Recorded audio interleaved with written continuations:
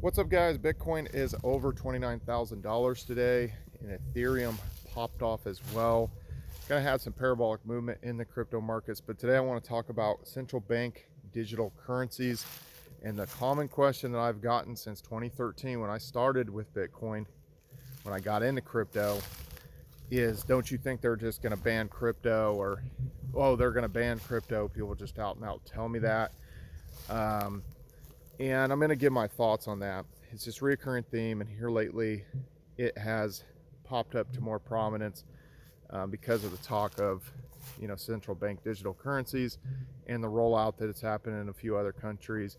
And and then also, government entities attacking crypto. There just definitely seems to be a concise attack on crypto, with the SEC getting very aggressive with many of the companies that are operating in the US, and some pulling out altogether, like Bittrex. I got an email. Bittrex is basically pulling out of the US market. So some companies will leave, some projects won't form here, but that kind of thing has happened over time since 2013. Kraken, when I first got in crypto, Kraken did not service the US market. They were like in Japan. They were big in Japan, like the Guano Ape song.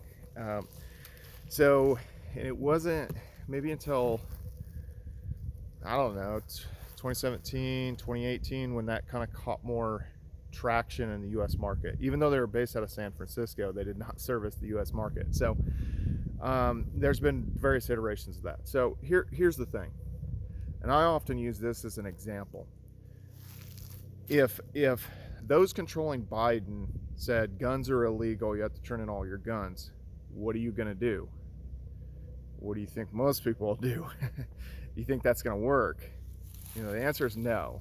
The Mexican citizens are not to hold personal firearms. Personal firearms are illegal in Mexico. Do you think the Mexican citizens follow that?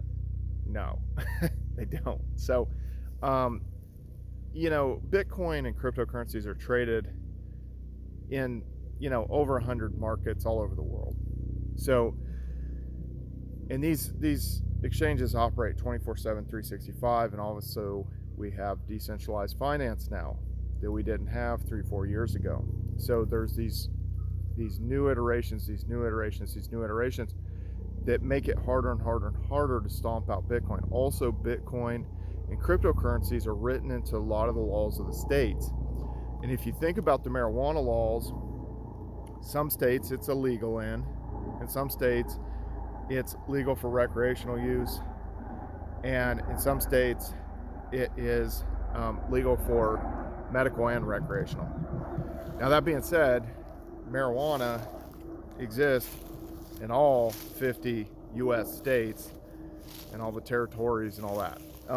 They're not going to completely stomp it out, and that makes it, there's more friction to get in and out of something like that. And that's what would happen with cryptocurrencies. Obviously, it would not be a good thing if those controlling Biden jumped out of the woodwork and said, this is an executive order, Bitcoin is banned, or cryptocurrencies are banned. That obviously would cause a lot more friction in and out. It would not be good. It would not be good. But no government entity can stop Bitcoin. Look at Turkey. Turkey banned Bitcoin, and then searches for Bitcoin and the ownership of Bitcoin actually surged since they've done that. Think about every time they try to, even the rumblings that they're going to ban certain semi-automatic rifles or certain capacity magazines or clips or something like that. People are running out to buy ammunition. Guns are flying off the shelves, and people are soaking it up. As soon as they say they're going to ban it, people are running out to get it. So that being said, even if they did it in the worst case, which I don't think they would, for several reasons, because it's baked into the laws in a certain way. It's like, well, what are you going to do? You'd end up having to, and I know this happened in 1933, where they banned the ownership of gold coins, and people try to cite that. Obviously, we had a prohibition era in the United States where they banned alcohol. These things have happened before. It's not an impossibility, But that being said, those things didn't work, and there's a lot of evidence to show that it didn't work well. Prohibition didn't work. The marijuana prohibition did not work, and obviously these states that are gaining revenue and stuff from having these dispensaries and stuff for medical and for recreational use, they're obviously gaining a lot of tax revenues from that and stuff like that. So a lot of states are slowly falling dominoes. The dominoes are falling, kind of thing, with that. So it'd be the same thing with crypto, where to out and out make some kind of prohibition or ban it outright just seems absurd. The other thing too that you need to realize is that the US government actually gains a lot of tax revenue from something that they didn't create, they didn't really facilitate or anything like that, and that the world, citizens of the world, are putting money into Bitcoin and Ethereum. But then you have capital gains tax if you have a gain and you realize those gains in the crypto market. So the US is benefiting for it. So what are they going to do? They're going to try to make the choke points tighter and tighter. I've been saying this for a long time. So for each exchange, Coinbase, Kraken, Uphold, that kind of thing, you really have like a $20,000 threshold per exchange before you get a 1099. Well, what they'll do is they'll cut it down to this $600 amount. Oh, if you did more than $600 through this exchange, then you're going to get this 1099. We want to hear, was this a gain? What is this? And it'll be this thing that they're notified. They're notified, and they're already notified because, on U.S. tax returns, if you're not from the United States, if you have crypto holdings, there's a checkbox essentially that you have to check that, yes, I hold crypto. It seems to be around 14% of the U.S. citizens have some type of crypto exposure currently. And then other nations, obviously, the nations that are experiencing higher inflation, they have higher ownership levels. Places like Venezuela, Nigeria, Turkey, Argentina, that kind of stuff seems to be a higher percentage, which naturally you're going to gravitate towards relative security, or you're going to look for that opportunity to move to something. But that being said, it's just like, how are you going to, completely, you'd have to shut down the internet to ban Bitcoin or ban cryptocurrencies. Just seems kind of absurd and very, very, very unlikely. Now, there have been a lot of crazy things that have happened, but even if it happened, I think it would be this state by state thing. And as what we've seen with various different issues here in the last couple years, things have come down to this state to state, or even sometimes even municipality to municipality or county by county, which is really weird, but state by state, where we're actually supposed to be the United States of America, but we're more kind of like the divided states of the divided states of America is more what it's becoming. If you look at some of these issues, whether that be the abortion laws or kind of like mandates behind, COVID, like all this kind of stuff. So things have kind of went their own directions in various different states. And I think that if there was some kind of out and out ban, or certain states got aggressive against it, which wouldn't make sense, it would be fall to more of a kind of a state by state thing. And we do see that already. There are certain laws for adult websites in Louisiana where you have to verify that you're a certain age, and so they have to cut off certain adult content in Louisiana. And you see that with crypto exchanges. Some of them don't deal with New York, they don't deal with Louisiana, they don't deal with certain states.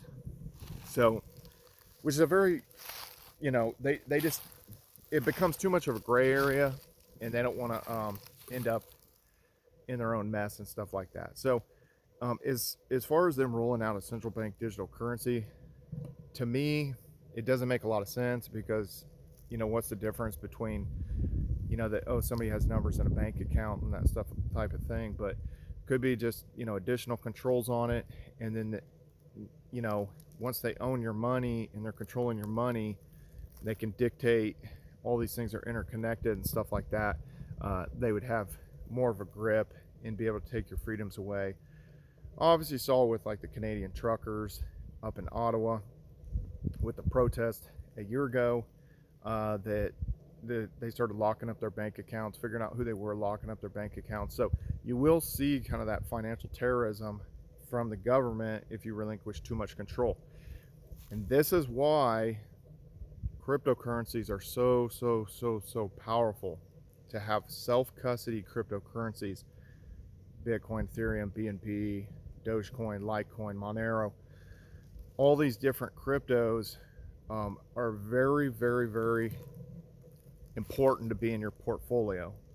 Whether you own properties, you got vehicles, you're invested in, say you do have stocks and options, say you do have gold and silver, cryptocurrencies should definitely be a part of anybody's portfolio, in my opinion, because you have true ownership of your money, true ownership of it, and obviously it's backed by computing power.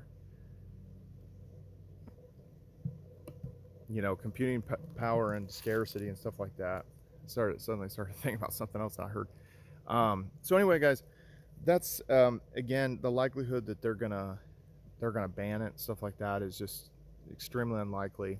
And just think what you would do if they said that, okay, guns are banned, ammunition's banned, and even if it's an illegal mandate, if you think about, would you listen to that, or would anybody listen to that?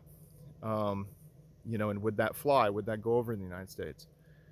And you know, basically look at the same thing with crypto. And another thing to note, during the COVID crash in 2020, oil went to a negative number. That's the most kind of useful commodity in the world. It went to a negative number, like negative 35 or negative $37 a barrel. Bitcoin didn't go to zero. So the power of the people in Bitcoin, in their conviction, is pretty incredible. So that being said, guys, hopefully you guys are doing well out there, getting some exercise, maybe getting some sun. It's been nice out here. So anyway, guys, follow me on all social media at Brian Phobos, YouTube, Instagram, Steemit, Twitter, Hive, DTube, everywhere.